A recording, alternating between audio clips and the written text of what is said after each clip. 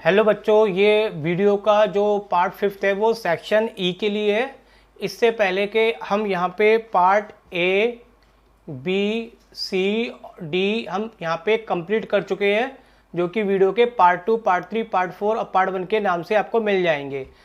और इन वीडियो का जो लिंक्स है मैं इस वीडियो के डिस्क्रिप्शन में भी दे दूंगा। तो चलिए करते हैं आगे के क्वेश्चंस को, जो कि सीबीएसई सैम्पल पेपर क्लास 12 के लिए है। देखिए क्वेश्चन में कहा गया है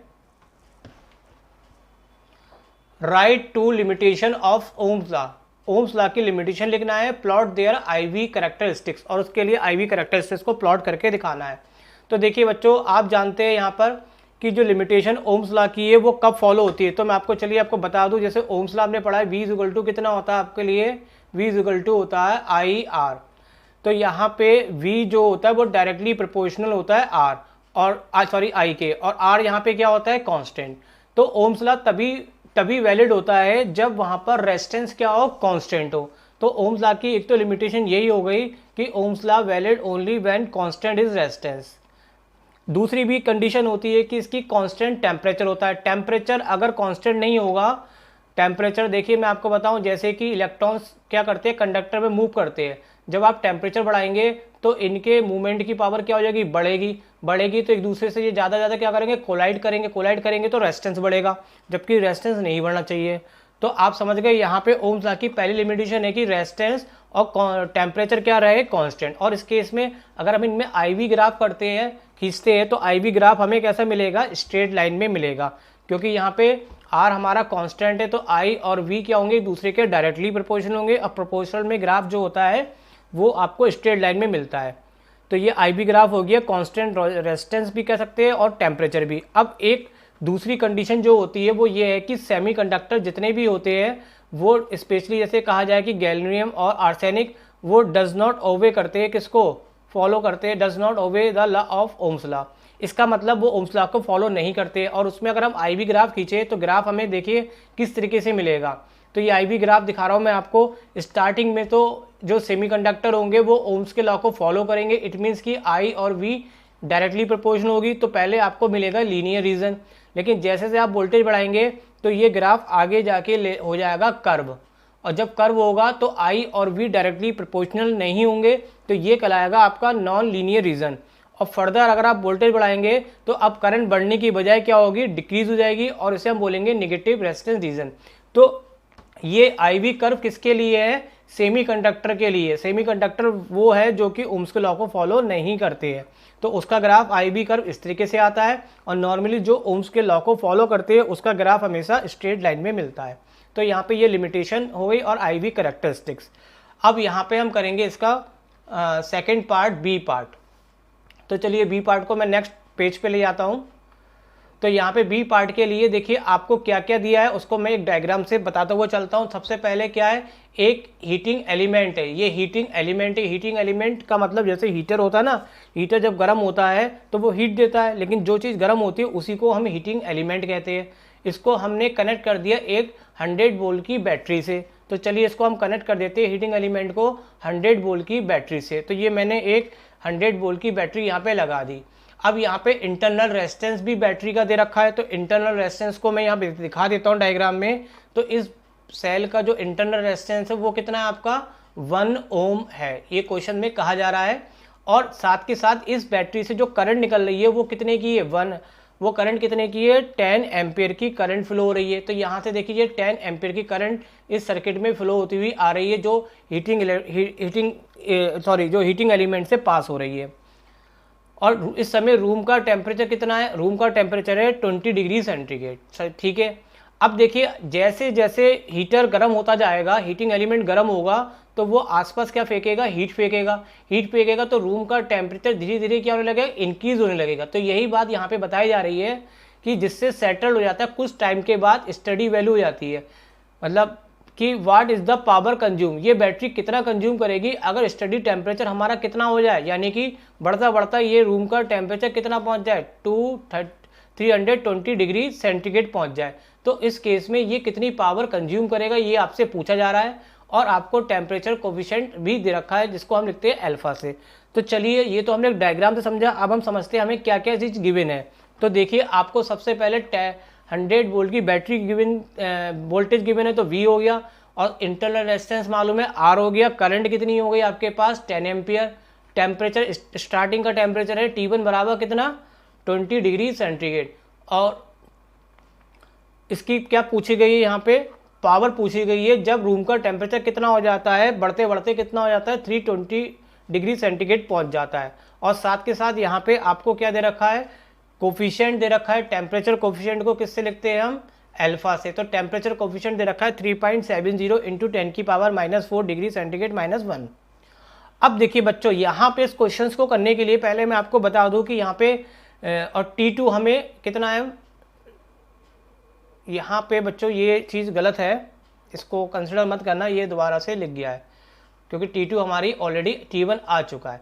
अब देखिए यहाँ पे हमें जो इसमें फॉर्मूला यूज़ होना है वो फॉर्मूला मैं पहले आपको बता देता हूँ। P आपने पढ़ा I²R, स्मॉल r लिखा है इसलिए क्योंकि यहाँ पे हमें पावर कंज्यूम किसकी निकालनी है, बैटरी की इटसेल्फ, यानी कि बैटरी के अंदर जो इंटरनल रेजिस्टेंस लगेगा उसके कारण पावर कंज्यूम करनी है। दूसरा I क्या होता है, टोटल V R/R होता है, और ये फॉर्मूला आपने पढ़ रखा होगा R=R0। R0 का मतलब वो होता है इनिशियल टेम्परेचर पे रेजिस्टेंस, और ये जितना भी टेम्परेचर हम चेंज करते हैं उस पर। अल्फा आपने पढ़ लिया क्या है, टेम्परेचर कोफिशिएंट, और डेल्टा T क्या है, टेम्परेचर डिफरेंस। तो सबसे पहले देखिए हम डेल्टा T की वैल्यू हम यहाँ पे निकालते हैं क्योंकि हमें यहाँ पे डेल्टा T की जरूरत पड़ेगी। तो डेल्टा T क्या हो गया, टेम्परेचर में डिफरेंस। तो टेम्परेचर में डिफरेंस ये लाइन में कट कर दे रहा हूँ, ये लाइन नहीं है, इसको दोबारा यहाँ पे रिपीट हो गया है। तो यहाँ पे टेम्परेचर में डिफरेंस कितना आएगा, T2 - T1, यानी कि 320 में से 20 माइनस करेंगे तो ये आ जाएगा 300। अब यहाँ पे हमारे पास क्या चीज़ है बच्चों, हमें यहाँ पे अल्फा गिवन है डेल्टा T, तो ना तो R0 मालूम है और ना R। तो R0 क्या चीज़ है, R0 जो है वो रेजिस्टेंस है 20 डिग्री सेंटीग्रेड पर है, और R कितने डिग्री सेंटीग्रेड पे टेम्परेचर है, 320 डिग्री सेंटीग्रेड पे। तो हम सबसे पहले इन्हीं को निकाल लेते हैं, और मैं आपके रिवाइंड के लिए आपको याद रहे ताकि उस चीज़ के लिए मैं लिख भी देता हूँ। R0 क्या चीज़ है, resistance at room temperature 20 degree centigrade, और R क्या है, रेजिस्टेंस एट 320 डिग्री सेंटीग्रेड। तो देखिए सबसे पहले हम R0 निकालेंगे। R0 कब होगा, जब टेम्परेचर कितना रहता है 20। तो इनिशियल के लिए मैंने I0 यूज़ कर लिया है। I बराबर फॉर्मूला लगाएंगे V/R + R। तो वोल्टेज V है लेकिन इनिशियल रेजिस्टेंस कितनी है, R0 है, और इंटरनल कितनी है, R। यहाँ हम किसकी वैल्यू निकालेंगे, R0 की वैल्यू निकालेंगे क्योंकि हमें सारी वैल्यू गिवन है। तो R0 के लिए निकालने के लिए ये पूरा इधर ट्रांसफर कर लिया हमने। अब यहाँ पे हम इनकी वैल्यू सब लगा देते हैं। तो वैल्यू हमने लगाई तो V की कितनी हो गई आपके पास, V की 100 है। I0 आपके पास कितनी है, इनिशियल की करंट कितनी है 10 एम्पियर, और यहाँ पे इंटरनल रेजिस्टेंस कितना है 1। तो इसको कैलकुलेट करेंगे तो यहाँ पे आपका कितना आ जाएगा, 10 से ये 100 कट के कितना हो जाएगा 10, और 1 उधर जाके माइनस होगा तो ये बचेगा 9 ओम। तो ये रेजिस्टेंस कब आई, जब टेम्परेचर आपका कितना था, रूम का टेम्परेचर इनिशियल में 20 डिग्री सेंटीग्रेड। अब हम ये वाला टेम्परेचर निकालेंगे जो कि कितने पे होगा, 320 डिग्री सेंटीग्रेड पे। तो इसको निकालने के लिए अब हम यहाँ पे फॉर्मूला यूज़ करेंगे किसका, यही R=R0 1 + अल्फा T।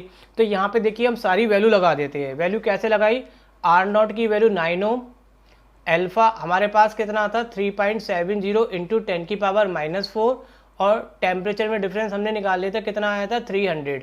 तो यहाँ पे जब इसको हम कैलकुलेट करेंगे तो कैलकुलेट करने के लिए क्या होगा, ये भी चीज़ दोबारा रिपीट हो गई है, चलिए कोई बात नहीं।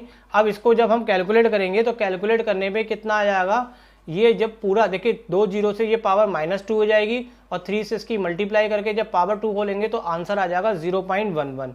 अब इसको हम ऐड करेंगे तो ऐड करने पे 1.11, और मल्टीप्लाई करेंगे तो कितना आ जाएगा 9.99। अब जो 9.99 आया इसको हम नियर अबाउट कितना राउंड ऑफ में लिख सकते हैं 10। तो यहाँ पे जो रेजिस्टेंस आई है, ये रेजिस्टेंस कितने पे आई है, जब उसका रूम टेम्परेचर बढ़ जाता है। अब देखिए हमें यहाँ पे क्या निकालना है, P निकालना है। P निकालने के लिए अब हमें करंट निकालनी पड़ेगी। यहाँ पे हमने पहली जो करंट निकाली थी वो 20 डिग्री पे निकाली थी, अब हम करंट किस पे निकालेंगे 320 पे। तो चलिए करंट ना निकाल के हम पहले पावर का ही फॉर्मूला लगा लेते हैं जो हमें निकालना है।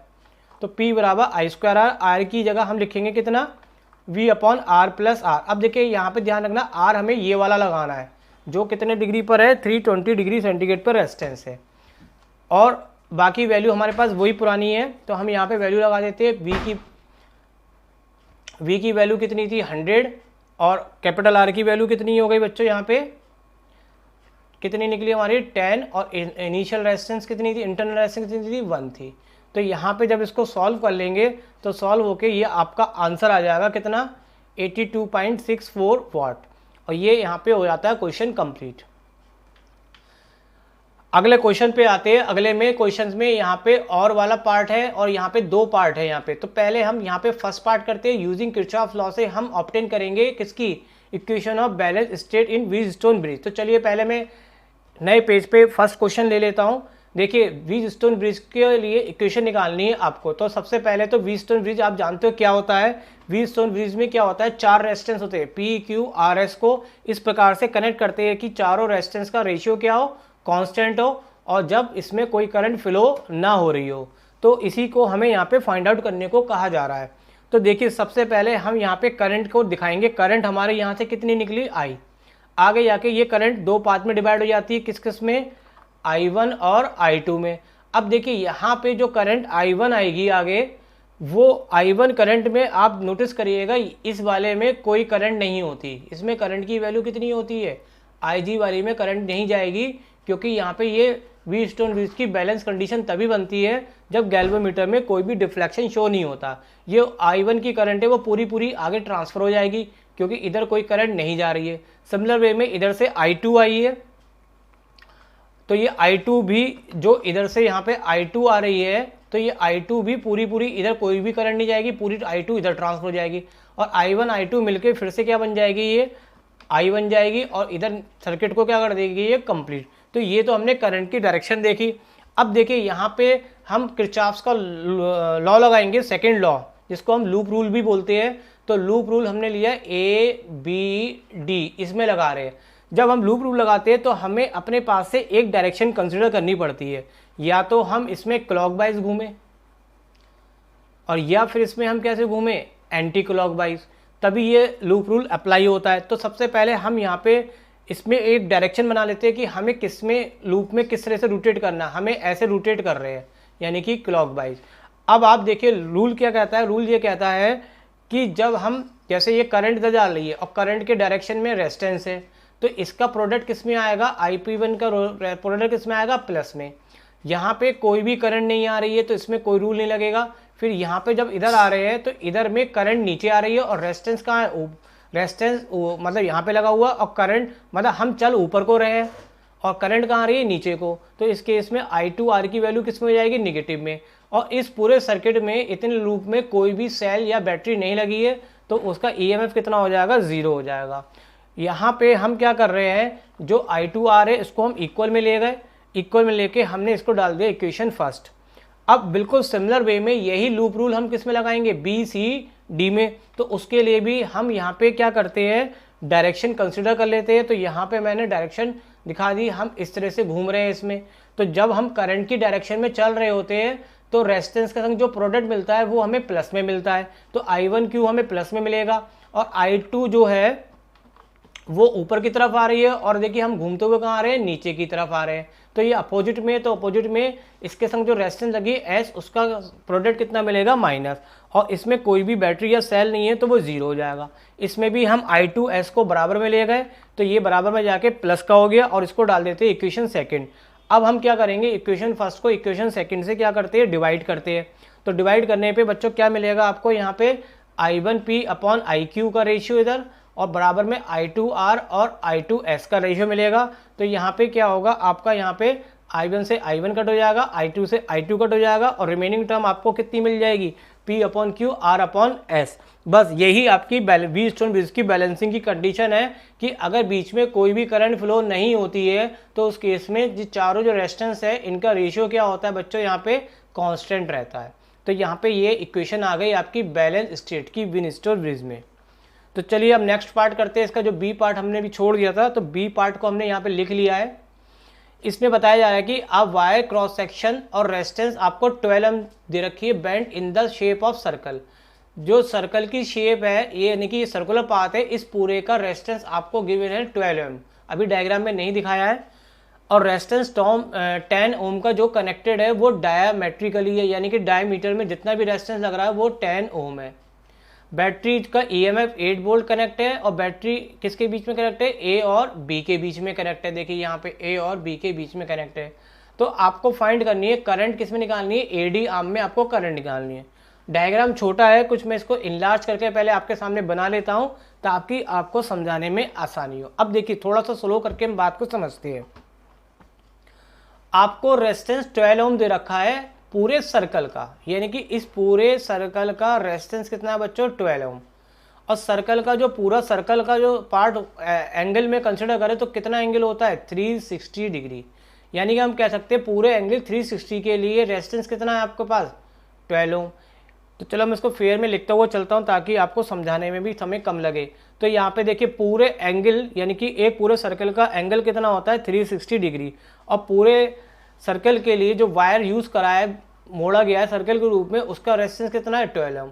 अब हम इसको 1 डिग्री के लिए अगर निकालते हैं तो 1 डिग्री के लिए हम 360 से इसको डिवाइड करेंगे और 12 को 360 से जब डिवाइड करेंगे तो 1 डिग्री में कितना रेजिस्टेंस आ जाएगा, 1/30 ओम आ जाएगा। अब देखिए यहाँ पे क्वेश्चन आते हैं तो AD पार्ट जो है उसका हम निकालना चाहते हैं कि भाई इतने में कितना रेजिस्टेंस लग रहा है। तो इतना जो है वो सेंटर पे कितना एंगल बना रहा है, 60 डिग्री। तो 1 डिग्री के लिए हमें रेजिस्टेंस पता चल गया 1/30। 60 के लिए निकालेंगे तो हम 60 से क्या कर देंगे, मल्टीप्लाई। तो 30 से 60 काटेंगे तो 2 ओम। तो यहाँ पे इसका जो रेजिस्टेंस है AD का वो कितना आ जाएगा आपका, 2 ओम आ जाएगा। सिमिलर वे में ये भी जो BD का रेजिस्टेंस है वो भी 60 डिग्री एंगल है, तो इसका भी कितना आ जाएगा, 2 ओम आ जाएगा। अब बचे ऊपर के ये दो पार्ट, कौन सा, AC और इधर से BC। AC का देखो एंगल कितना है, पूरा एंगल ये हो गया 180 और उसमें से ये 60 माइनस कर दीजिए आप, तो ये एंगल बचा 120। तो आप 120 से इसका रेजिस्टेंस निकालेंगे। आपको 1 डिग्री पता है तो 120 के लिए इससे 120 को क्या कर देंगे, मल्टीप्लाई कर देंगे। तो ये इसको 0 से काटेंगे तो 3 4 जा 12। तो कितना आ जाएगा, AC वाले पार्ट का जो रेशियो रेजिस्टेंस है वो आ जाएगा 4 ओम। इसी प्रकार से BC का भी कितना आ जाएगा, 4 ओम। तो इस तरीके से हमने देखा जो पूरे वायर का रेजिस्टेंस था, पूरे वायर का जो रेजिस्टेंस था वो कितना हो गया, 4 4 4 + 4 और 2 + 2। तो टोटल अगर हम इसको ऐड करते हैं तो पूरा जो है वो कितना आ जाता है, 12 ओम। तो आपको यही दिया गया था 12 ओम का जो रेजिस्टेंस है वो पूरे सर्किल के लिए, तो जिसको हमने इस पार्टों में डिवाइड कर लिया। अब इस डायग्राम को थोड़ा सा हम कन्वीनियंट कर लेते अपने अकॉर्डिंग।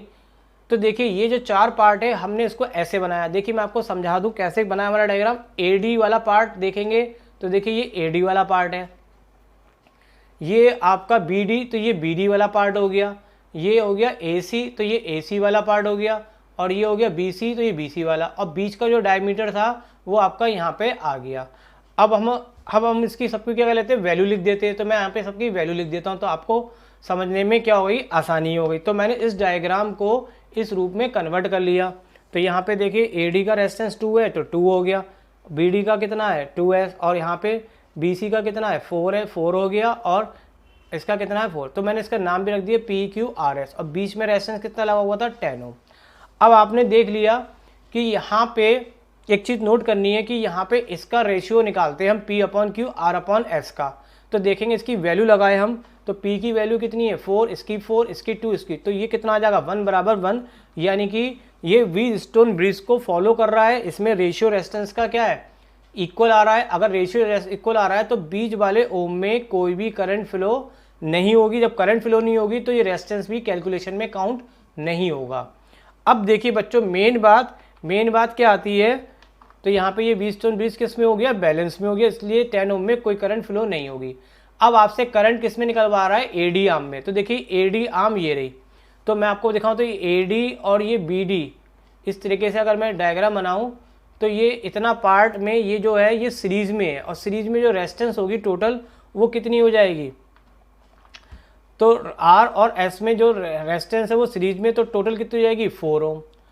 और यहाँ पे जितनी ये सीरीज में और ये दोनों आपस में सीरीज में, लेकिन ये दोनों आपस में सीरीज में और ये दो और आपस में किस में, ये पैरेलल में। तो पैरेलल में वोल्टेज दोनों में क्या जाएगा, सेम। तो वोल्टेज यानी कि इस पूरे ADB आर्म में कितना होगा, 8 वोल्ट होगा, और इसी तरह से ACB में भी कितना होगा, 8 वोल्ट होगा। बट हमें यहाँ पे AD आर्म से मतलब है, तो AD आर्म में जब करंट निकालेंगे तो करंट क्या आएगी आपकी, करंट का फॉर्मूला होता है V/R। तो V कितना लग रहा है यहाँ पे हमारा 8 है, और रेजिस्टेंस कितना लग रहा है यहाँ पे हमारा 4 है। तो यहाँ पे जो करंट की वैल्यू है वो कितनी आ जाएगी, 2 एम्पियर। तो सीरीज में करंट कितनी चलती है, सेम चलती है, तो 2 एम्पियर की करंट इधर फ्लो होती हुई ऐसे करके फ्लो होती हुई जाएगी। लेकिन यहाँ पे पूछी गई थी केवल एडी में, तो कितनी हो गई यहाँ पे बच्चों, 2 एम्पियर की करंट हो गई एडी में। नेक्स्ट क्वेश्चन है, BI कैंडिडेट वो होते हैं जिनको देखने में प्रॉब्लम्स होती है, लेकिन हमें क्वेश्चन बच्चों यहाँ पे सारे करने हैं। क्वेश्चन किसी के लिए भी कभी भी कैसे भी रूप में पूछे जा सकते हैं। तो पहला क्वेश्चन हमने यहाँ पे कर लिया है, अभी हमने करा था ऑप्टेन निकाली थी, बैलेंस इक्वेशन निकाली थी व्हीटस्टोन ब्रिज के लिए, तो ये पार्ट तो हमारा हो चुका।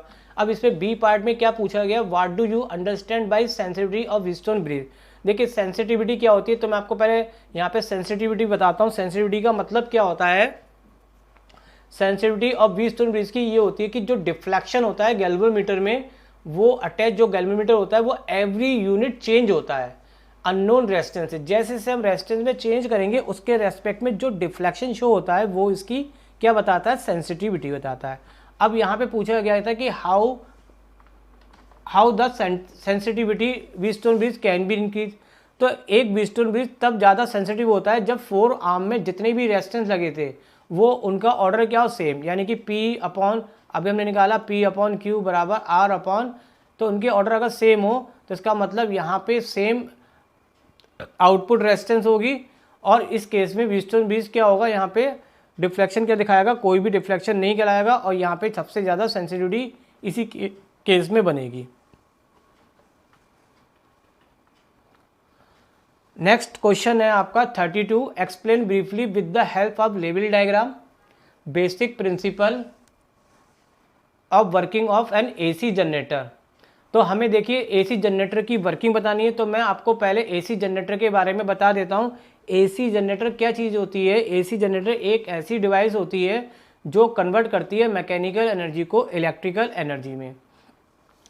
इसका यहाँ पे आपसे प्रिंसिपल वर्किंग सब पूछा जा रहा है। तो देखिए प्रिंसिपल ये कहता है कि जो इलेक्ट्रोमैग्नेटिक इंडक्शन होता है, आपने पढ़ रखा है, इंडक्शन वो होता है जिसमें विदाउट टच किए उसमें करंट इस्टेब्लिश हो जाती है, उसे बोलते हैं इंडक्शन प्रोसेस, जो कि फ्लक्स लिंकेज के द्वारा पॉसिबल होती है।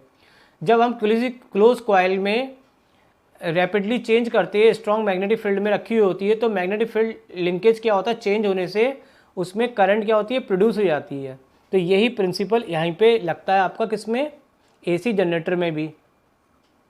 अब देखिए यहाँ पे AC जनरेटर के बारे में पहले हम कंस्ट्रक्शन समझ लेते हैं। तो मेन कंस्ट्रक्शन में यहाँ पे जब हम आते हैं तो यहाँ पे 4 पार्ट हमें दिखाई पड़ते हैं।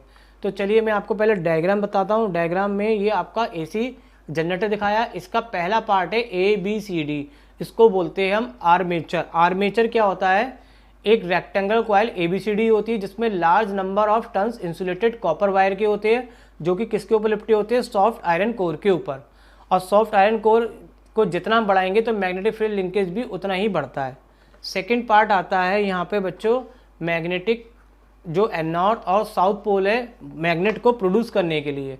तो फील्ड मैग्नेट होता है, ये एक स्ट्रॉन्ग इलेक्ट्रोमैग्नेट होता है जो कि इसमें कौन के पोल होते हैं, नॉर्थ के, और यहाँ पे किसके पोल होते हैं, साउथ के। Armature is rotate between these poles. Armature जो होती है इन्हीं पोलों के बीच में क्या करती है, रोटेट करती है, और एक्सिस उसकी परपेंडिकुलर होती है मैग्नेटिक फील्ड के। नेक्स्ट पार्ट होता है स्लिप रिंग। स्लिप रिंग यहाँ पे लगी है, जो आर्मेचर के जहाँ एंड होते हैं उससे एक एक रिंग दोनों कनेक्ट होती है, इसको बोलते हैं slip ring. The leads from the armature coil are connected to copper ring R1 and R2, इसको बोलते हैं slip ring. These ring are concentric होती है with the axis of armature coil. It means कि जब आर्मेचर कॉइल घूमती है तो उसके साथ साथ ये भी क्या करती है, रोटेट करती है। आर्मेचर कॉइल जो स्लिप रिंग होती है उसके संग ये छोटे छोटे क्या होते हैं, कार्बन के ब्रश लगे होते हैं, जो सर्किट को करंट को कनेक्ट करने के लिए यूज़ करे जाते हैं। तो देज आर 2 कार्बन पीसेस होते हैं B1 और B2, जिसको हम ब्रशेस कहते हैं, विच रिमेन स्टेशनरी होते हैं, जो कि रिंग R1 R2 मतलब स्लिप रिंग R1 R2 से कनेक्ट होते हैं। दीज ब्रश कनेक्ट, इसका यूज़ होता है किसी भी एक्सटर्नल सर्किट को इससे कनेक्ट करने के लिए। तो ये यहाँ पे हो गई कंस्ट्रक्शन। अब देखिए हम यहाँ पे इसकी वर्किंग देखते हैं। वर्किंग में क्या है, वर्किंग में ये है कि जब आर्मेचर कॉइल रोटेट होगी फील्ड में तो उसके अंदर इंड्यूस EMF प्रोड्यूस हो जाएगा, क्योंकि वहाँ पे मैग्नेटिक फ्लक्स में क्या होगा, चेंज होगा। तो let the plane of the coil be right angle to the magnetic field at t is equal to 0 पर। तो इस केस में एंगुलर स्पीड जो कितनी है उसकी ओमेगा, और मैग्नेटिक फ्लक्स लिंकेज कॉयल का कितना होगा, तो मैग्नेटिक फ्लक्स का फॉर्मूला कितना होगा यहाँ पे फाई बराबर एन बी ए कॉस ओमेगा टी। अब यहाँ से हमें क्या निकालना है, ईएमएफ निकालना है। तो ईएमएफ निकालने के लिए क्या है कि यहाँ पे हम क्या करेंगे, इसका क्या करेंगे डिफरेंशिएट। यहाँ पे इसका जब डिफरेंशिएट करेंगे d phi upon d t, तो डिफरेंशिएट देखिए कैसे करेंगे, एन बी ए तो हमारा कांस्टेंट है तो इसको तो हम बाहर ले लेंगे, और साइन कॉस ओमेगा टी का कितना हो जाएगा साइन ओमेगा टी, और फिर ओमेगा टी का करेंगे तो वहाँ पे ओमेगा और आ जाएगा। और यहाँ पे डी फाई अपॉन डी ये फैराडेज लॉ से पढ़ा है, तो ये किसके बराबर होगा इंड्यूस ईएमएफ के। और यहाँ पे जो एन बी ए पार्ट है वो किसके इक्वल होता है, एन बी ए ओमेगा वो होता है ई नॉट के, जिससे हम पीक वैल्यू ऑफ ईएमएफ की कहते हैं। तो इस तरह से यहाँ पे हमारे पास एक्सप्रेशन आ गया किसका, आपसे पूछा गया था यहाँ पे किसके लिए, drive and expression for the instantaneous value of EMF की। तो ये उसके लिए फॉर्मूला आ गया। अब आगे पूछा जा रहा है what is the source of energy generation in this device. इसमें एनर्जी जनरेट करने का सोर्स कौन होता है, तो आप जानते ही है इसमें जो एनर्जी जनरेट होती है वो किसके द्वारा होती है, मैकेनिकल एनर्जी के द्वारा होती है। नेक्स्ट क्वेश्चन आते हैं, with the help of diagram explain principle device changes the low AC voltage into high voltage. आप उस चीज़ का डायग्राम एक्सप्लेन करिए, डायग्राम सही, जो कि एक डिवाइस है जो चेंज करती है लो एसी वोल्टेज को हाई में। तो आप जानते हैं लो को हाई में कन्वर्ट करने वाला पार्ट कौन सा होता है, तो यहाँ पे पहले एक पहला पार्ट करते हैं, तो वो कौन सा होता है, ट्रांसफार्मर। ट्रांसफार्मर एक ऐसी डिवाइस होती है जो कन्वर्ट करती है लो वोल्टेज को हाई में इनटू हाई एसी वोल्टेज को लो में, वाइस वर्सा। तो यहाँ पे हमें इसके लिए फॉर्मूला बताना है। तो यहाँ पे सबसे पहले तो हम ट्रांसफार्मर को समझते हैं। ट्रांसफार्मर में क्या होती है, यहाँ पे हमारे पास बच्चों सॉफ्ट आयरन कोर होती है जिसपे कि दो कॉयल लपटी होती है, एक होती है प्राइमरी कॉयल और दूसरी क्या होती है आपकी ये यहाँ पे सेकेंडरी कॉयल। प्राइमरी कॉयल उस कॉयल को बोलते हैं जो एसी सोर्स से कनेक्ट होती है। तो ये हमारा इनपुट है, एसी सोर्स से जो कनेक्ट होती है उसे प्राइमरी, ये आउटपुट है, इसे बोलेंगे हम सेकेंडरी कॉयल। अब देखिए इसका जो प्रिंसिपल है वो किस पे बेस्ड होता है, प्रिंसिपल जो है इसका म्यूचुअल इंडक्शन पे बेस्ड होता है। म्यूचुअल इंडक्शन में दो कॉयल होती है जो एक दूसरे को कहीं पर भी टच नहीं करते। जब एक में करंट पास करते हैं तो इंडक्शन प्रोसेस से दूसरे में करंट बन जाती है, इसी को हम क्या बोलते हैं, म्यूचुअल इंडक्शन। तो प्रिंसिपल जो है इसका वो म्यूचुअल इंडक्शन पे बेस्ड है। इसमें क्या होती है, दो कॉयल P और S होती है। ये एक कॉयल P है प्राइमरी और दूसरी क्या है सेकेंडरी, जो बाउंड होती है on a close soft iron core पे। देखो ये सॉफ्ट आयरन कोर दिखाइए, इसके ऊपर ये लिपटी होती है। The coil which is fed from the AC supply is called, ये मैंने बताई दिए, जो एसी से कनेक्ट होती है उसे प्राइमरी कहते हैं और अदर जो कनेक्ट होती है उसे क्या बोलते हैं हम, secondary coil. Core of the transformer is made of soft iron की और लेमिनेटेड बनाई जाती है ताकि वो रिड्यूस कर सके एडी करंट लॉस को। आगे बढ़ते बच्चों, अब यहाँ पे देखिए आपसे वर्किंग वगैरह सब एक्सप्लेनेशन करा जा रहा है, तो वर्किंग भी आपको यहाँ पे एक्सप्लेन करनी है। तो वर्किंग में देखिए क्या होता है कि जब हम यहाँ पे प्राइमरी कॉयल में जब हम क्या लगाते हैं, एसी सोर्स लगाते हैं, तो एसी सोर्स में क्या होते हैं, फ्लक्चुएशन होते हैं। फ्लक्चुएशन के कारण इसमें करंट बढ़ती घटती है, जिसके कारण इसमें मैग्नेटिक फ्लक्स लिंकेज प्रोड्यूस हो जाता है और वही लिंकेज आपका सेकेंडरी कॉयल से भी पास होता है। तो सेकेंडरी कॉयल में बच्चों यहाँ पे क्या होती है, करंट क्या होती है, इस्टेब्लिश हो जाती है। तो यही चीज़ मैंने यहाँ पे भी लिख रखी है, क्या है, when an alternating EMF EP is impress on the primary winding it send an AC current through it which setup N alternating magnetic flux in the core. तो मैग्नेटिक फ्लक्स कोर हो जाती है जिसके कारण इंड्यूस ईएमएफ प्रोड्यूस हो जाता है ES in secondary coil में। और हमने यहाँ पे कंसिडर करा कि एनपी जो है number of turn primary coil में है और एनएस जो है वो नंबर ऑफ टर्न किस में है, सेकेंडरी कॉयल में। तो हम फ्लक्स लिंकेज निकालते हैं अगर दोनों कॉयल में। तो देखिए फ्लक्स लिंकेज का फॉर्मूला आप जानते हो, फ्लक्स का फॉर्मूला होता है फाई बराबर बी ए, और अगर यहाँ पे नंबर ऑफ टर्न्स दे रखे तो एन से और मल्टीप्लाई कर देते। तो प्राइमरी के लिए हो गया फॉर्मूला फाई पी बराबर एन पी बी ए, और सेकेंडरी के लिए भी सिमिलर फॉर्मूला होगा N S is equal to B A, sorry phi S equal to N S B A. दोनों के लिए में यहाँ पे कॉमन क्या है, दोनों में मैग्नेटिक फील्ड कॉमन है और एरिया यहाँ पे कॉमन है। अब देखिए यहाँ पे फैराडे सेकंड लॉ कहता है कि जो इंड्यूस ईएमएफ होता है वो rate of change in flux के क्या होता है, इक्वल होता है। तो यहाँ पे प्राइमरी कॉइल के लिए हमने फॉर्मूला लगाया और यहाँ पे हम 5P की जो वैल्यू है NPVA वो यहाँ पे लगा देते हैं। तो जब ये वैल्यू हम यहाँ पे लगाते हैं तो हमें रिजल्ट इस तरीके का मिलता है। अब इसमें देखिए बच्चों, इसको हम लिखने का तरीका थोड़ा बदल लेते हैं। अब यहाँ पे हमने क्या करा, जो NP और A पार्ट था उसको हमने बाहर ले लिया और अंदर कितना रह गया dB/dt। तो ये प्राइमरी कॉइल के लिए आपका इंड्यूस EMF आ गया। सिमिलरली बच्चों यहाँ पे हम सेकेंडरी कॉइल के लिए लगाएंगे तो कुछ भी चेंज नहीं आएगा। EP की जगह क्या आ जाएगा ES, NP की जगह आ जाएगा NS, बाकी सब चीज़ क्या टर्म्स रहेगी, सेम रहेगी। और अब हम इन दोनों को क्या कर लेते हैं, डिवाइड कर लेते हैं। तो डिवाइड करने पे आपको रेशियो मिलेगा ES/EP और बाकी ये वाली टर्म्स क्या हो जाएगी, कैंसल आउट हो जाएगी। तो एक तो यहीं पे क्वेश्चन हमारा कंप्लीट हो गया, क्योंकि देखिए आपसे बच्चों क्या पूछा गया था, डिड्यूस द एक्सप्रेशन। एक्सप्रेशन बोलते हैं फॉर्मूले को, किसके बीच में, सेकेंडरी वोल्टेज और प्राइमरी वोल्टेज के बीच में। देखो कि सेकेंडरी वोल्टेज हो गया और ये प्राइमरी वोल्टेज के बीच में किसकी टर्म्स से पूछा गया था, ratio of number of terms primary और सेकेंडरी। तो ये प्राइमरी और सेकेंडरी की टर्म्स में रेशियो आ गया। तो एक पार्ट तो यहाँ तक हो गया। अब आगे आपसे कहा जा रहा है कि for an ideal transformer obtain the ratio primary secondary current का रेशियो निकालना है, किसके टर्म्स में, वोल्टेज की टर्म्स में, सेकेंडरी और प्राइमरी कॉइल में। तो सबसे पहले तो मैं आपको ये बता दूं बच्चों, जो आइडियल ट्रांसफार्मर वो ट्रांसफार्मर होता है जिसमें कोई भी एनर्जी का लॉस नहीं होता। इट मीन्स जितनी इनपुट पावर होती है उतनी ही उसकी आउटपुट पावर होती है। तो आइडियल ट्रांसफार्मर के लिए हमने फॉर्मूला लगाया, आउटपुट पावर और is equal to input power. Power का फॉर्मूला बच्चों क्या होता है, P बराबर कितना होता है, VI। ठीक है, V की जगह हम यहाँ पे इंड्यूस EMF यूज करेंगे E, और I की जगह हम करेंगे I, और पहले प्राइमरी कॉइल के लिए यहाँ पे P लगाएंगे और यहाँ पे IP। तो देखिए मैं चलिए लिख देता हूँ फिर आपके लिए।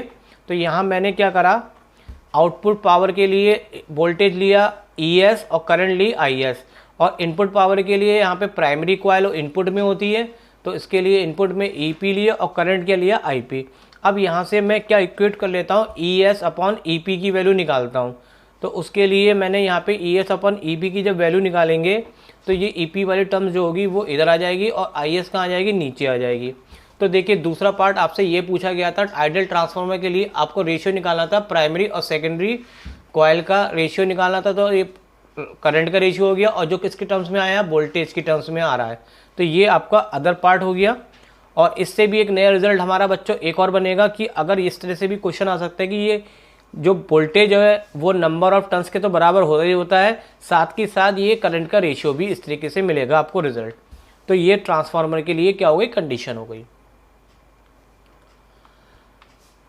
अब देखिए यहाँ पे हमने जो है इसका ए पार्ट कर लिया। अब बी पार्ट में आपसे पूछा गया था, right any two sources energy losses which occur in the actual transformer.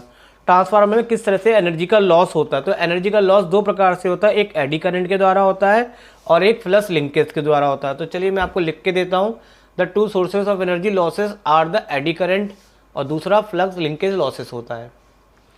फिर सी पार्ट में आपसे पूछा जा रहा है, a step up transformer convert करता है लो इनपुट वोल्टेज को इनटू हाई वोल्टेज में। सही है, डस क्या ये it violate the law of conservation energy, क्या ये मतलब फॉलो नहीं करता है कंजर्वेशन ऑफ एनर्जी का, इसको आपको एक्सप्लेन करना है।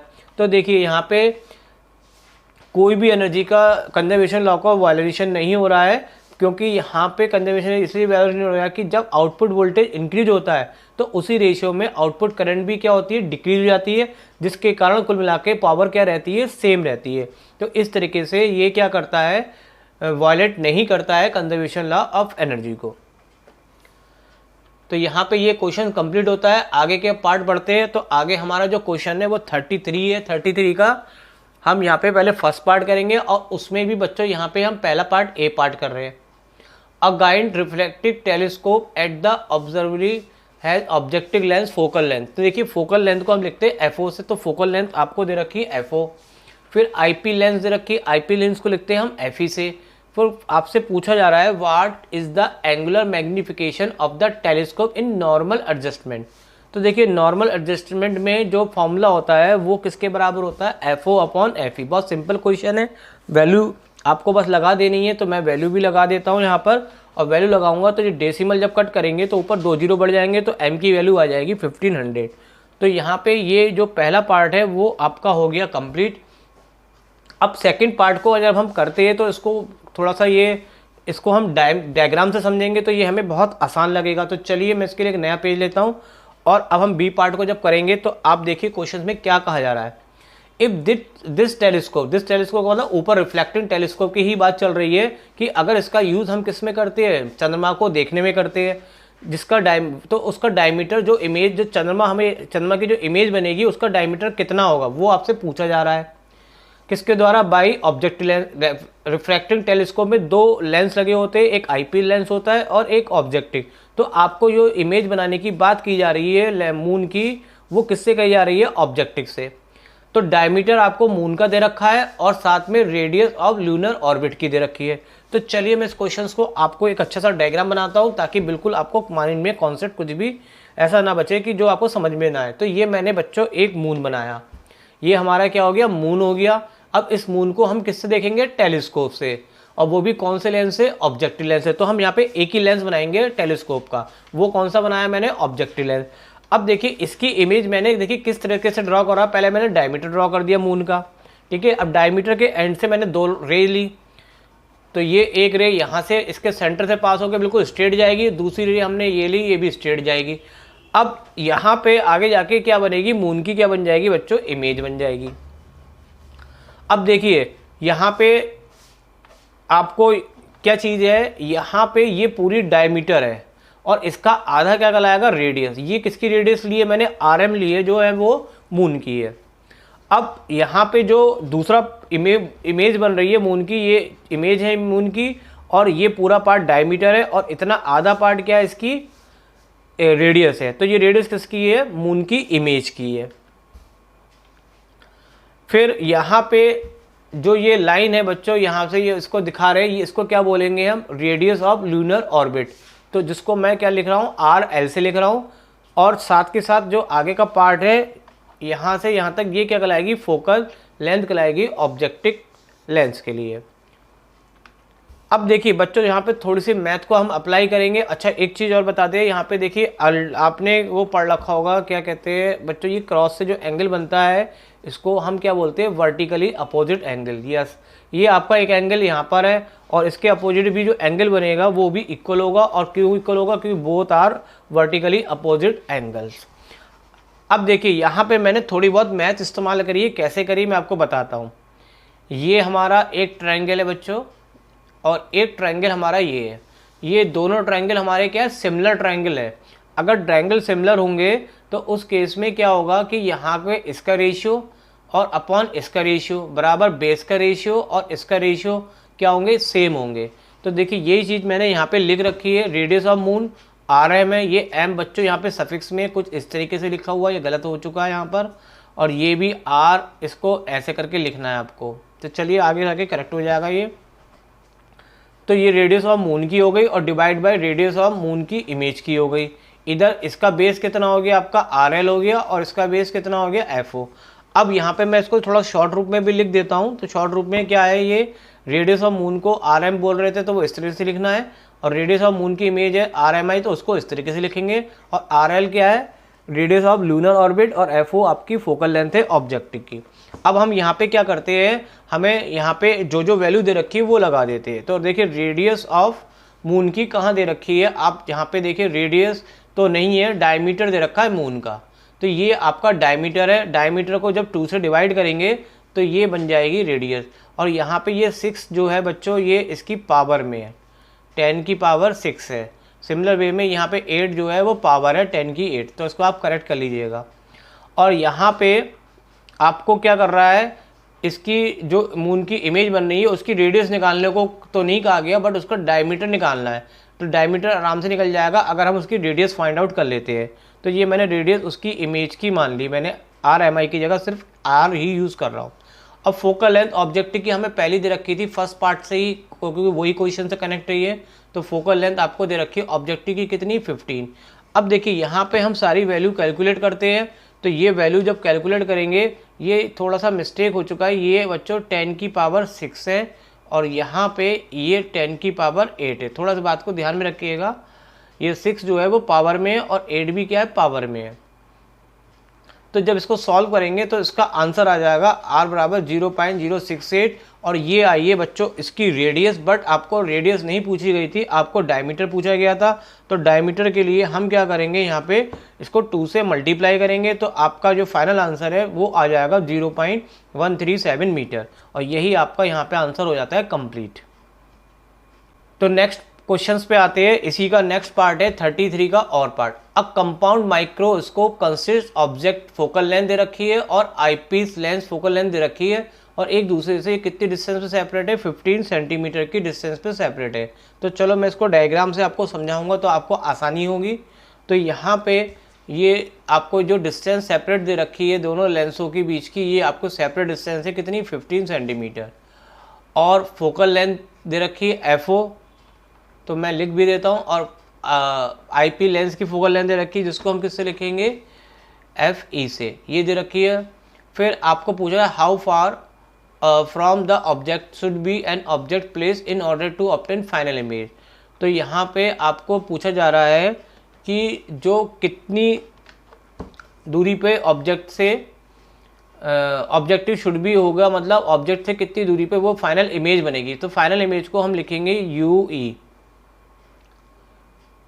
और यहाँ पे आपको क्या कहा जा रहा है, मतलब कि लीस्ट डिस्टेंस पर अगर फाइनल इमेज बनती है तब, मतलब यहाँ पे सॉरी मैं एक चीज़ गड़बड़ कर गया, यहाँ पे पूछा जा रहा है हाउ फॉर ऑब्जेक्टिव, तो ये ऑब्जेक्ट कितनी दूरी पर रखा जाएगा जिसके लिए फाइनल इमेज कहाँ बने, पहला नंबर एक 25 सेंटीमीटर, दूसरा इन्फिनिटी, और ईच केस में मैग्नीफाइंग पावर भी हमें निकालनी है।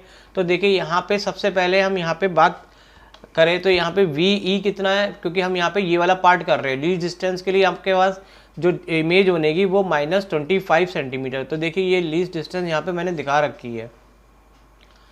अब सबसे पहले हम देखते हैं हमारे पास आईपी लेंस के लिए क्या क्या चीज़ों में कैसे अप्लाई फॉर्मूला होगा। तो आईपी लेंस के लिए हम जनरल फॉर्मूला जानते हैं लेंस का, 1/f बराबर 1/b माइनस 1/u। जब आईपी लेंस के लिए यूज़ करेंगे तो सबके नीचे हम ई लगा देते हैं, तो सारी चीज़ें focal length, objective distance, image distance सब किसके लिए हो गए, आईपी लेंस के लिए। अब देखिए यहाँ पे हमारे पास क्या क्या चीज़ है। तो फोकल लेंथ पता है हमें और वी पता है, तो यहाँ पे हमें पहले यू ई नहीं पता, तो हम पहले यू ई से फाइंड करते हैं। तो मैंने ये इक्वेशन किसके रूप में कन्वर्ट करी, इसमें मैंने ये वाली जो टर्म है मैं इसको इधर ले गया और फोकल वाली टर्म्स को मैं राइट में ले आया, तो ये इस तरह से कन्वर्ट हो गई। अब यहाँ पे हमें क्या करना है,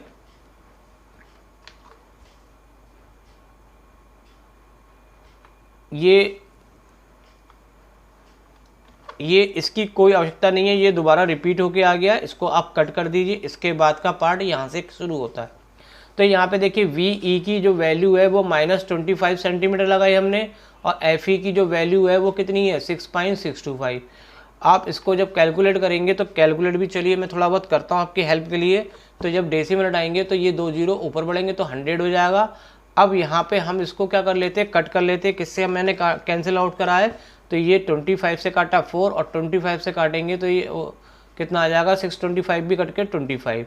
अब हमने यहाँ पे क्या ले लिया, एलसीएम ले लिया, तो एलसीएम लेंगे तो आपका आंसर आ जाएगा -5/25, जिसको हम सिंपली क्या लिख सकते हैं, यहाँ पे कटने के बाद आएगा आपका आंसर -1/5, और पलटेंगे तो रेसिप्रोकल करेंगे तो यू वी की वैल्यू आ जाएगी -5। अब देखिए यहाँ पे हम ऑब्जेक्टिव लेंस की बात करें तो पहला जो केस है कि यहाँ पे हमें क्या निकालना है, देखिए वी ओ क्या चीज़ है, मैं आपको डायग्राम से बताऊं तो वी ओ वाला जो पार्ट है वो ऑब्जेक्ट से जितनी डिस्टेंस पे इमेज बनती है उसे हम क्या बोलेंगे, वी ओ कहेंगे। तो देखिए जो इससे जो इमेज बनी है यू ई वो हम निकाल चुके हैं, इससे कितनी बनी है 5 सेंटीमीटर, वो भी माइनस में आई है तो इधर की तरफ। और ये पूरा जो दे रखा है दोनों लेंसों के बीच की डिस्टेंस 15, और ये वाली जो डिस्टेंस है यहाँ से लेकर जो यहाँ तक की डिस्टेंस है ये आपकी क्या कहलाएगी, वी ओ। तो वी ओ कैसे मिलेगी, पूरी 15 में से ये 5 को क्या करेंगे, हम माइनस करेंगे, तो ये आपको मिल जाएगी वी ओ। तो ऑब्जेक्टिव लेंस के लिए हमने फॉर्मूला यूज़ किया, ऑब्जेक्टिव लेंस के लिए भी हमारे को क्या मालूम है, मालूम नहीं है यू ओ। तो यू हम इसको निकालते हैं, तो हमने यहाँ पे सारी वैल्यू लगाई, वी ओ की वैल्यू अभी हमने ऊपर निकाल रखी है, और फोकल लेंथ आपको पहले से पता है 2 सेंटीमीटर है। तो इसको कैलकुलेट कर लेंगे तो यहाँ से यू ओ की वैल्यू आ जाएगी। अब हमें क्या निकालना है, मैग्नीफाइंग पावर। तो जब आपका ये केस जो है आपका यहाँ पे लीस्ट डिस्टेंस वाला है तो मैग्नीफाइंग पावर का केस में फॉर्मूला होता है V O upon U O 1 + d/f ई। अब इसकी हम वैल्यू लगाएंगे सारी, तो VO हमारे पास कितना है 10 है, U आपके पास कितना है 5 हो गया, जो कि अभी हमने यहाँ पे निकाल के रखा है, और D आपको पता है 25 और फोकल लेंथ हमें FE की दे रखी है 6.25। और जब इसको सॉल्व कर लेंगे तो सारा सॉल्व करने के बाद आंसर आ जाएगा m=20। तो यहाँ पे ये हो गया आपका लीस्ट डिस्टेंस वाला। अब हम करेंगे इन्फिनिटी का केस, तो इसके लिए हम आ जाते हैं नेक्स्ट पेज पे। तो यहाँ पे जब इन्फिनिटी के लिए करेंगे तो यहाँ पे थोड़ा सा ध्यान रखेंगे कि जब भी इन्फिनिटी की बात की जाएगी तो उस केस में जो ऑब्जेक्टिव लेंस से जो भी इमेज बनेगी वो आपकी यहाँ से, इसके लिए देखिए फाइनल इमेज आपको बनानी है इन्फिनिटी पे, इस वाले लेंस की बात करते हैं, फाइनल इमेज बनानी है इन्फिनिटी पे। तो इन्फिनिटी पे इमेज तब बनेगी जब ऑब्जेक्ट कहाँ प्लेस होगा, फोकस पे। तो ये लेंथ हमारी क्या कहलाएगी, फोकल लेंथ भी कहलाएगी एफ, इसको मिटाल के दोबारा लिख देता हूँ, ये कहलाएगी आपकी फोकल लेंथ कहलाएगी एफ ई, और यहाँ पे ये ऑब्जेक्ट भी है तो इसी को हम क्या बोलेंगे यू ई।